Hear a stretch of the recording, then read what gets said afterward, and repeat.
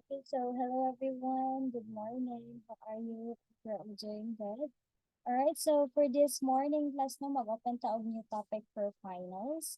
And I have here a picture. Okay, so not a picture today. This one. All right, can you see the screen? Can you see this one class? Okay, this one. What can you observe from this picture class or from the picture that you've seen the screen? What do you think they are doing now? Or what do you think is the event? All right, now I will leave the answers to you. Well, maybe some of you will say no, no, or some of you will say no. Maybe siguro miss no kanang na meeting na sila diha miss or na conference no because as you stay because it was stated there no in a screen that welcome President Ferdinand R. Marquez, Republic of the Philippines, 48th Philippine Business Conference and Expo. So therefore means basta siguro na conference or they're having a conference siguro. Well, siguro mag-learn inyong answer, no? Well, actually, class, there are lots of types of meetings. Different types of meetings. But right now, we will dig deeper on conference. Okay? Dig deeper sa conference. Okay? So, conference podcast will also be like this, as what you can see the picture. Sa mga kalahian aning conference sa meeting sa mga sa panalihang ng mga sona, ano siya, sa may kalahian. So, we will talk that later on. No? Then also pod class, a conference could also be like this, same as what you see in the picture. Ano So, this is also an example of a conference setup. So, face to face, no? At banggid sila. So, pwede siya example of a conference. Then also put no press conference. I know you're siguro familiar of the press conference. Siguro nakakita na po example, ana. Most likely sa television, right? So, muna siya, no? So, our topic for today is, we will dig deeper on this time or this morning on planning and as well as organizing a conference. So, unsaon man na siya pag plan and as well as pag-organize ang conference. Okay, so without any further ado, let's start na our discussion. Okay, wait. This one. So planning and organizing a conference. Okay, so these are the content plus now of our topic. So first, definition. What is the definition of a conference? Steps in conducting a conference. What is the disadvantage and as well as the advantage or the merits of having a conference? Then as well as types of conference. O sa mga types of conference. So nag-ingon ako sa ganihan, no? Press conferences. That is also one of an example of a kanang conference, kanang press conference. Then also po the difference between a meeting and as well as conference. So, pinakalahian na ng meeting o sa conference. So, we will know that later on. Okay, so now, okay, what is a conference? So, for your class, what is the first word that may comes up into your mind when you heard conference? So, maybe in the summary, you will say meeting, press conference, or unsa pa na siya, no? Having sa meeting with a certain topic, baka ha, business meetings or business conference, no? So, maybe mao na siya inyong muna-unaan ang uban. First word that becomes of the pyramid. Okay, well, conference class, no, that one. Well, conference is actually a gathering of many people who talk about a specific subject or topic. So people meet to confer about a theme. Okay, so conference is actually an event, no? This is actually an event in which a number of people meet. So daghang mga tao nga mag-meeting or mag-ganang usa. Okay, they actually meet. So they meet to discuss baka or share ideas, experiences, or work-related baka ano. So all of the people class who attended the conference they actually have a common interest. So same ra sila og mga giinteresan. So for example, na authors. So if may authors conference, so puro ra gyud na siya authors ang mo join ana na conference or mga writers pa. Okay? So, no, so it's not the same as we talk class as convention. Because when we talk with convention, it is typically ano siya, much bigger man siya ang convention. So, and it also consists of delegates who represents various different groups. So na siya mga delegates. Unlike sa conference, most likely lang ang mo join ani is I mean, when we talk about any conference, it is a large official meeting, okay, of people, usually lasted for a few days, which people with the same work or interest come together to discuss their views. Okay, so they people who will have gathered, no? So they gathered together to discuss a certain topic sa conference. So usa ra ka topic ang ilahang hisgutan, usually basta conference, and also they actually have the same interests. Okay? Then also put plus, no, the verb, actually kanina, verb confer here. So it means to exchange ideas, yes, on a specific subject, no, often with the aim of deciding whether to take an action or not pa. Okay? So mao na siya ang sa kanang meaning sa confer. Okay, so that's it, no? Okay, so there are actually types of um steps to conduct a conference. So first one is this one. The leader has the responsibility to ensure that the arrangements are made properly. Okay, so of course, now as a planner or an organizer of a conference, so you're indeed responsible sa mga tasks. You need to make sure the arrangements, no? So arrangements, of course, sa conference begins with the agenda. So sa makay agenda sa ato ang conference, of course, you will be the one to decide or sa inyong buhaton diha nakita. So unsa may agenda, unsa may topic nato during our conference or isgutan sa inyong conference. Unsa kinsa may mga list, of course, you need to ensure po the list sa mga participants. So may pwede maka-join ato. So imo na i-make sure pila nakabook sila ang maka-join or whatnot, baka no? And as well as for of course, you need to prepare the date and as well as the time. Ug kung kanus-a ug unsa ba ka orasa mag-start ang conference. Kay base no, naday dili ma-aware nga ika-26 ang conference, December 26, 2022. Ang date niya, ang nahibaw-an is December 30 day, di ba? So what if it will happen? Nga, kanang moadto da mo kay balo ang katong inyong gitelan is November 30 pa siya niadto. So very late na kay, di ba? 26 man yung nabaw-an niya, 30 siya niadto. I mean 30 siya ni ay niya nabaw-an niya, 26 na di ay nag-start ang conference. So di ba? Okay din niya asa pud dapita. So of course no, aware po ninyo ang i-provide po nato ang address, complete address, so po na siya sa preparation. Okay, so it should be complete good. Then second, no, is notice of meeting with agenda should be reserved to participants at least a week ago. So of course, ahead of the week, good. Or yes, kanang advance yun siyang ihatag or i-give ang notice. Okay, what if ihatag ang notice an hour before the conference start? So what will happen, di ba? Hindi ka prepare ang participant. So dapat yun, mag-give yun ta og allowance. Most likely, advisable siya, it will be served to participants at least a week ago. Okay, then third food class, no, is you need to ensure that there is a proper ventilation or lighting in the conference room. Okay, so before the conference start, as an organizer, need you to check the ventilation. Okay, need you natong i-check ang ventilation. Kung under ba ang aircon, ang electric fan, function pa ba ang suga, kung sa pala siya, no, kay basin day no, dili mo on ang lights na nasuwalas ang aircon, di ba? So, na possibility, there's a tendency nga nit-nit kaayo ang lugar. If that happens, di ba? Then uncomfortable pod kayo siya sa gas, kay alimuot. Kung kanang, for example, dili gid mo function ang mga aircon or ventilation or sa na siya electric fan, ceiling fan, or whatever, no?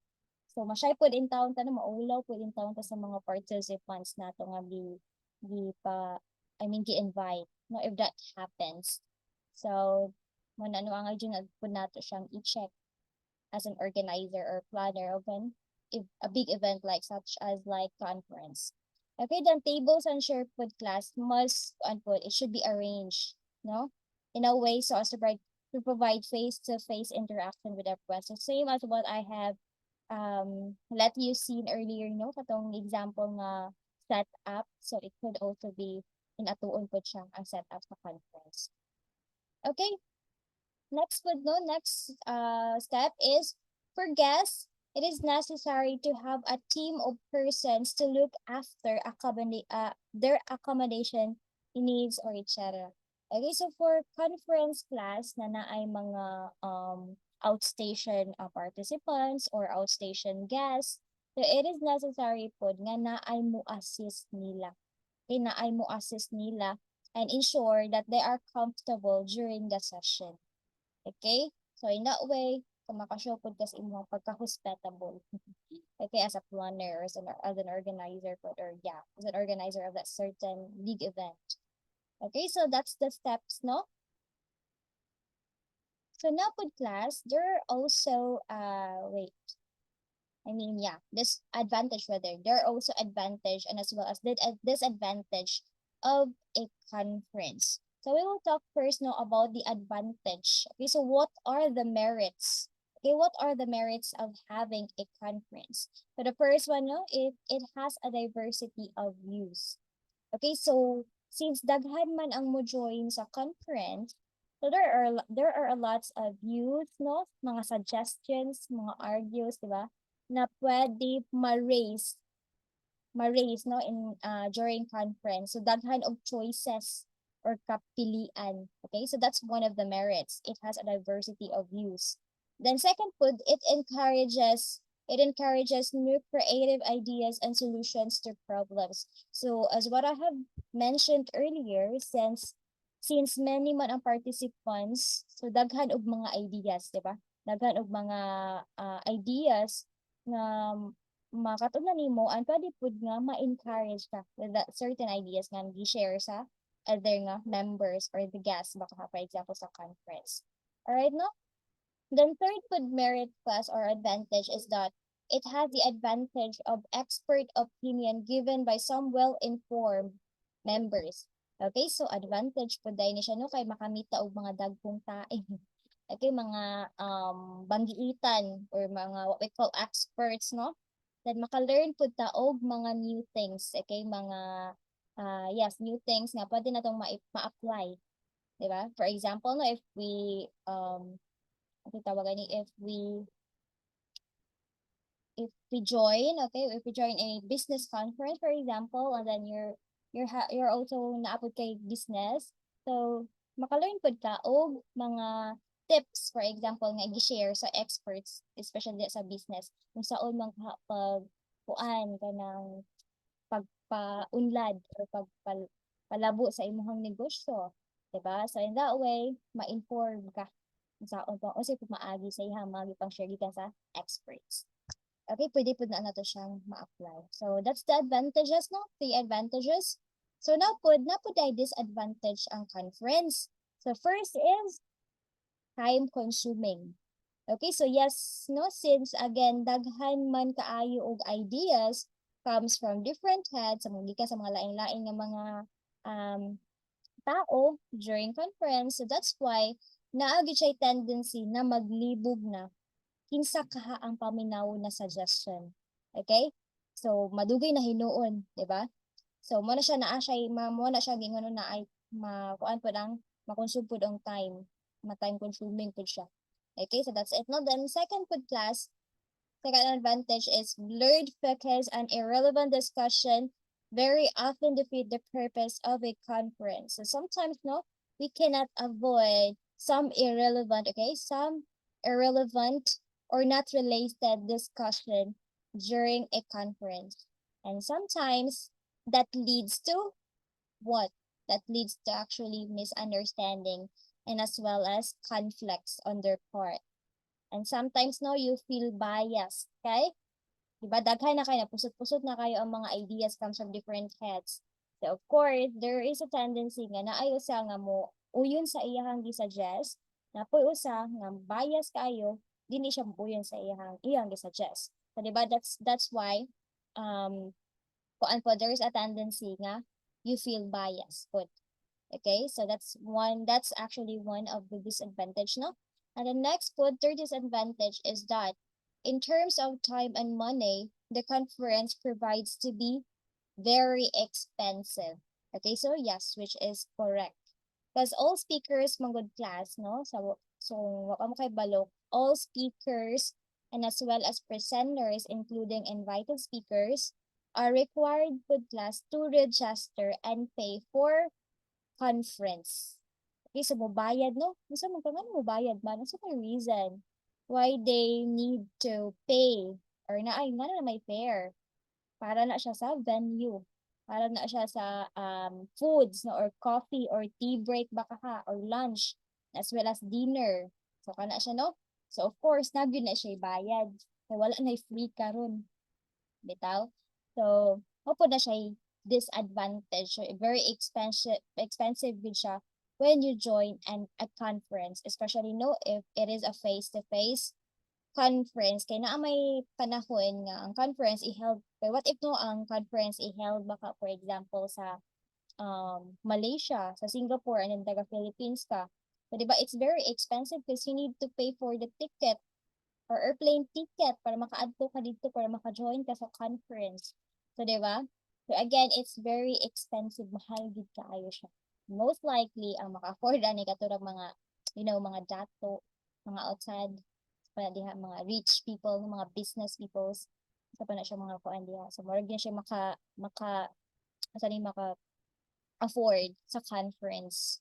Okay, so, that's it. No? That's the disadvantage and as well as mo to siyang disadvantage, the advantage and disadvantage of having a conference. So what are the merits and as well as the disadvantage? Mo to siya to nahisgutan. Okay, so next good class, no? We move forward to the types of conference. Okay, so as what I mentioned earlier, nag-mention ako sa press conference. So that's also one of types of having a conference. Then isa pa to, authors conference. Example po na siya. Okay, so there are actually dozens of different types of conference class. So let's have a look at some of them, no? Okay, so first off, no, we have here, this one, business conference. Okay, so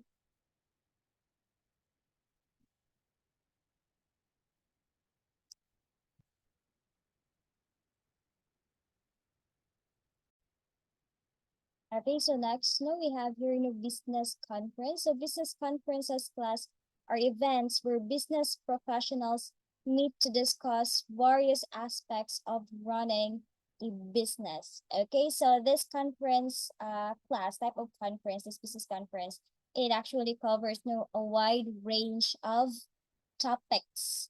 Okay, so from marketing to sales strategies baka ha, to financial planning or management or sa again, no? So business conference, they actually provide a great opportunity for networking, okay, for networking and exchange ideas baka ha, with other professionals in the field of business. Okay, so business conferences more on related siya sa business, no? Or marketing, kini nga type nga business, I mean this type of conference, kaning business conference. Okay, so no, so from the word itself, okay, business. Okay, so therefore, more on business topics gid siya kaning type of conference. So I guess now it's very self-explanatory na this type of conference. All right, so again, kung business conference, all about na siya business. Business na ilang mga topic. Okay, so next po no, we have here then the second. Second one is this one. Academic conference. Okay, so academic conference class food are events where scholars and researchers meet to present and discuss their work. Okay, so academic conference class, this is a formal event. This is actually a formal event in which ang mga scientists or researchers baka ha, they actually present the results of their study or trial. So mag-present sila sa ilang mga study as well as their trial, no? In that certain conference. So this is not necessarily no academics or literal na acads, okay? And na-present and as well as na-discuss sila sa ilang mga scholarly work. So dili ni siya maong no word itself academics but not no. So in the vast majority of cases put plus the topic in this type of get together kining academic conference is scientific and it's actually more on research. Like that, no? So, maupo na siya ang kaning what we call academic research. So dili siya ingon nga scholarly work, but rather more on mga scientists, mga inana nga scientific, more on research siya kani nga type na conference. Okay, then we also have no this one. Okay, educational, this one, the educational conference. So, kini po educational conferences, these are events where educators meet to discuss pedagogical issues and share best practices. Okay, so this conferences, class an educational conference, this refers po to, what's ni? This focus po on a specific subject area or grade level, or they can be interdisciplinary in nature. So attendance po ani nga type of conference class, typically ani na conference is includes kani mga teachers, mga administrators, usa pa na siya other educational kanang professionals no. So kanina conference ang pwede maka-join.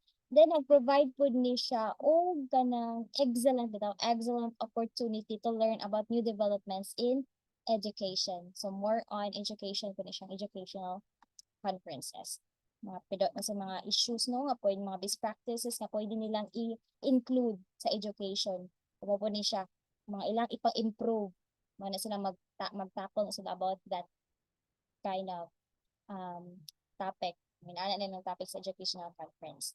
Okay, the next po no, we also have this one, social and cultural conference. So social and cultural conferences are events where people meet to discuss various aspects of culture and society. Okay, so kanipod na conferences or conference, so it covers a wide range of topics from political issues to social trends. So more on society and culture po ni siya kani nga type of conference.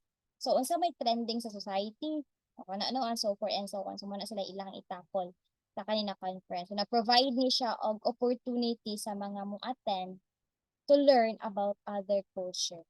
Okay, so may mga other culture, sa may mga basta about culture, no? But other culture as well as mga trends again. So that is social and culture conference. Alright, then we also have no this one. Okay, peace conference. Okay, so a peace conference is an event at which representatives of different countries meet to discuss to end war or conflicts. Okay, so ang primary goal for aning peace conference class is to reach agreements, okay, that will lead to lasting peace. Okay, so kung na ay conflict ang other countries, so mauna no, in order for them to settle down things, so mauna magplan sila og conference. And then, na ay mga representative ang kada countries. So, ilang topic was all about how to end the conflict baka. Example, ano yun is kato bitong after World War I. So, gitawag siya og Paris Peace Conference, kato nga conference. So, mauna siya. Paris Peace Conference after World War I. So, they explain how they can end the conflicts of different countries. The next podcast we also have here, trade conference. So, kaning trade conference, this is an event at which representatives of different companies or industries meet to discuss ways to improve trade between them. So, trade conferences class can be local, could be also local, could be also national, could also be international in scope, no? So, attendance could ani often include ka ng mga business people, government officials, o mga economic experts. Okay? Ang primary goal aning trade conference is to promote trade. Kanang mga trading ba, kanang import goods and exporting goods to other countries. So na po na siya ingon ana na conference dahil mo na siya gitawag nga trade conference, mga trading. Then, mo na siya no?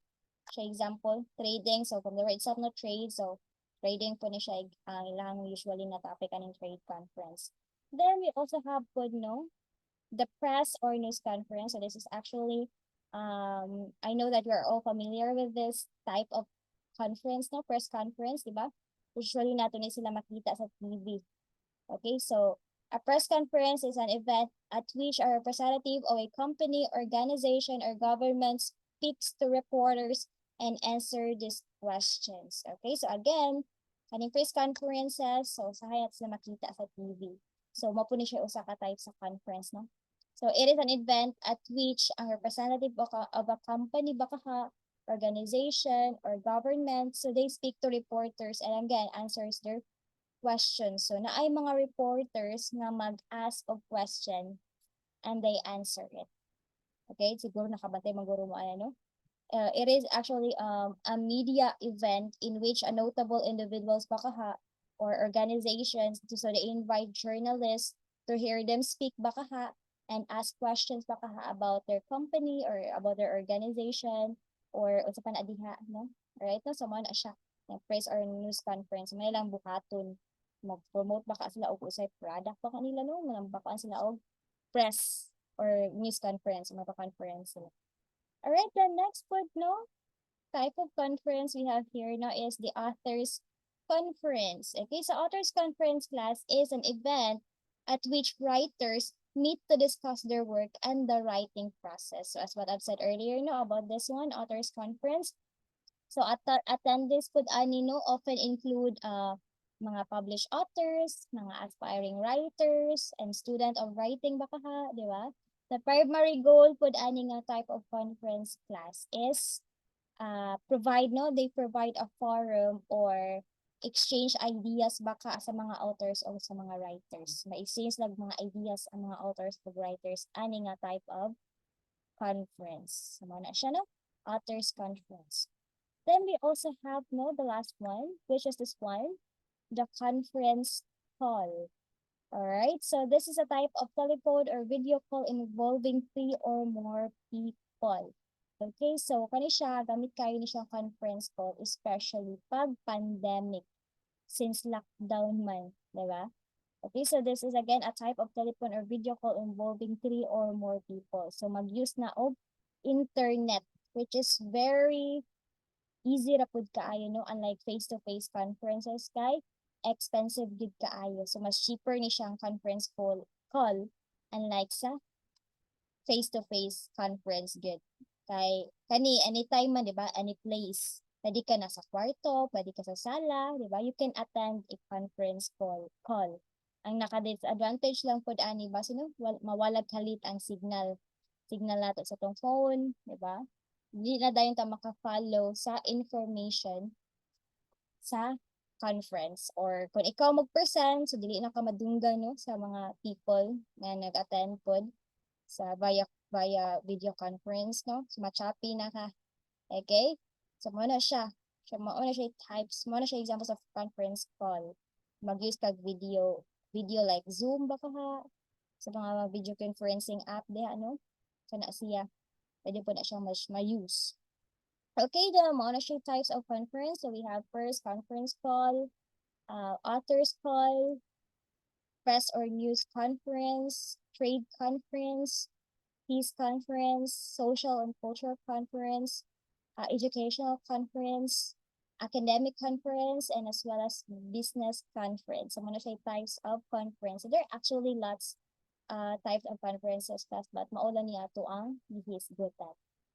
Okay, then next, no?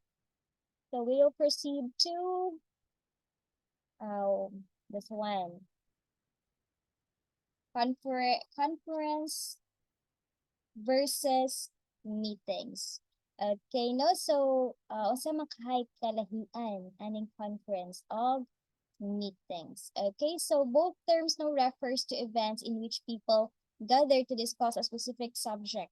Okay, so of course no, so same sila in terms ana.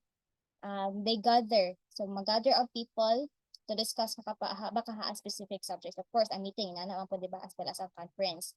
Ang kalahian lang po nila class, the difference between the two is in its size and how formal or informal it is. So when we talk about conference class, so mas bigger siya and as well as formal than giplan po siya ahead of time.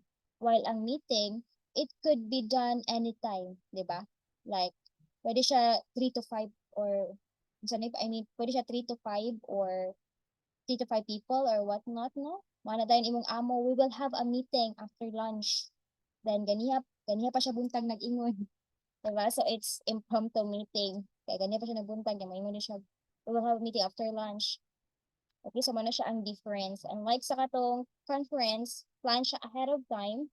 Walang kaning meeting, it could be happen anytime sooner or later. Pwede siya mahitabo.